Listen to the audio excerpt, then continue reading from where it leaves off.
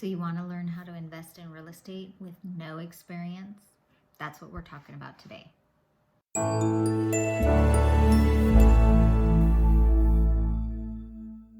We're going to be talking about how to earn passive investment income with or without any experience.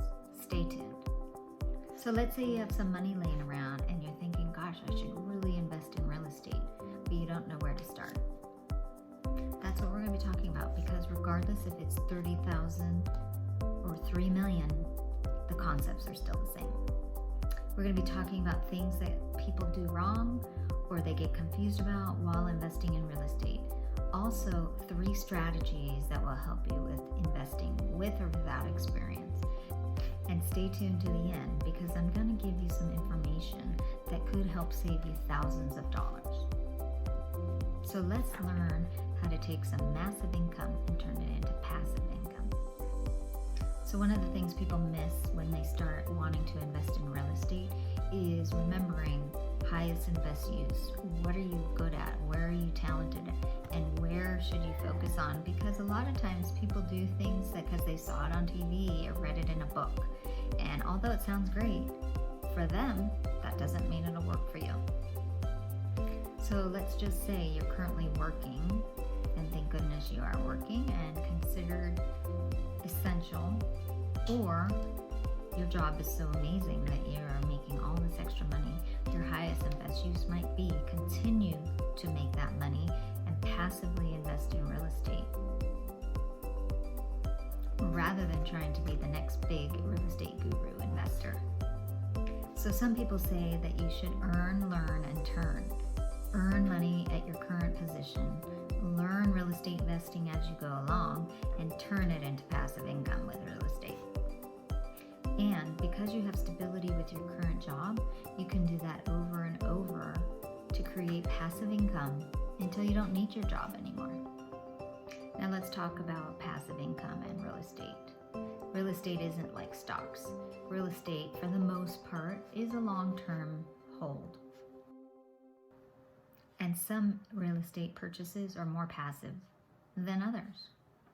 Again, it goes back to what fits your highest and best use.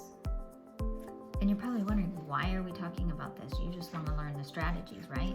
Well, it goes back to that earn, learn, and turn, because depending upon where you are in your investment cycle might depend on where you need to be investing and where that passivity comes from. So let's start talking about those strategies. The number one is DIY rental property. What that means is that you're the one doing the market research. You're the one finding the areas. You're the one calculating ROI. You're the one examining cash flow. You're the one talking with real estate agents and inspectors. And you're basically doing all the work. And there's nothing wrong with that method, but that's the least passive of all the 3 strategies we're going to talk about today. Now, in the beginning, that is the way you might have to enter the market, and it is a lot of work. But as time progresses and you obtain more properties, that will become less and less for you. That's how a lot of people get started. They start with one property, either rehab it, fix, flip it, rent it out, and then they move on. And then as they learn, they gain the knowledge to make better decisions in the future. There's a lot of upsides to that, right? You purchase a property, it appreciates in value. Once you have a mortgage and you're making payments, that declines, so your equity builds as you go forward. And bonus, the rent covers all of the expenses, and there's money left over as cash flow. So if you want to get started in this route, then I would suggest picking a market, getting connected with an amazing real estate agent who knows the market and the statistics, and then jumping in with 2 feet. And as one of my other videos talked about is, do the math. Make sure the numbers pan out, because just like a basketball game, you may not be good at the first round, but definitely round 2. The next, number 2, is turnkey investing. There are a number of companies in cash flow markets that will do all of the research and work for you in exchange for a cost, of course.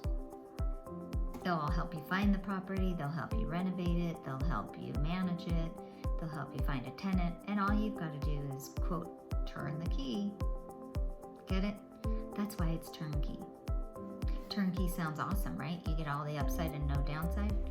Wrong. There are some things to consider. Turnkey companies are known to do bad math, meaning they haven't over-examined the numbers. They haven't crunched the numbers. They haven't accounted for vacancy factors. They haven't accounted for repairs or other things that are unforeseen in the expenses. So the math doesn't work out right. It's that saying, they're wearing rose-colored glasses because they want you to buy their property, right? So the math looks good on their end. But when you crunch it yourself, it may not always be the same.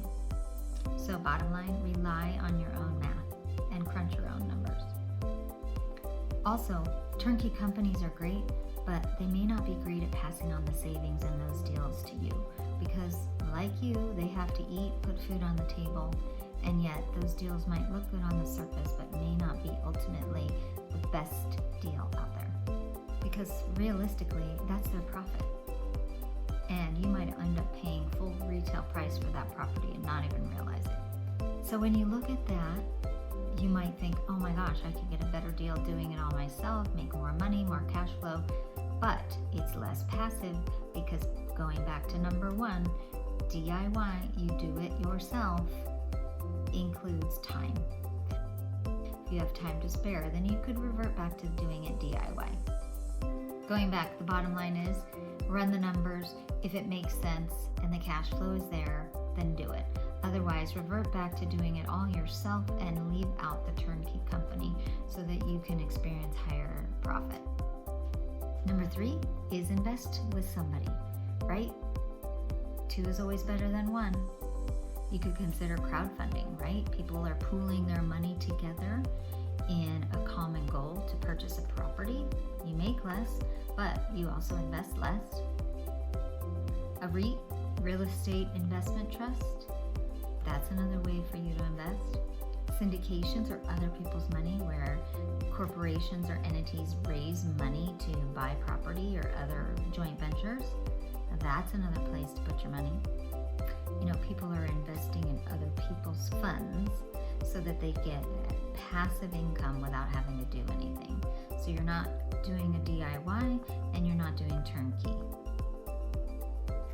Syndications and the like are pretty complicated. So for most people, it's going to be completely over your head and not profitable because by the time you end up trying to learn all the mechanics and ins and outs, then you might as well have gone back and done it yourself. So most people are looking at ways to invest in that fund and let it ride. A lot of it is based on trust. Trust on the team, trust that they're taking your money and investing it wisely and in the right places, and that your return is what they said it was going to be. If you invest in these funds, it's a win-win because, of course, those people want to win and want to make money just like you do. So the likelihood for you to make money is high. However, it is very much based on trust. You have to make sure that team is managing those funds and that the outcome is going to be positive. And of course, you can never predict the future. But if you're looking on how that team has performed in the past, would be a good indicator of going forward. So there's a bunch of ways that you can get started investing in real estate and building your portfolio and start creating wealth for you and your family. It just depends on your highest and best use and how much money do you have to invest and how much risk you're willing to take. And again, going back, let's make sure you crunch your own numbers. Here's my warning. Take action. Because you're thinking about it now, you might be able to make a transaction work. Real estate isn't hard, and it's not easy either. If you do it over and over and you're persistent, you'll look back 10 years from now and say, wow, I'm glad I did that, instead of looking back and saying, gosh, I wish I did that. So take action today. Make a move.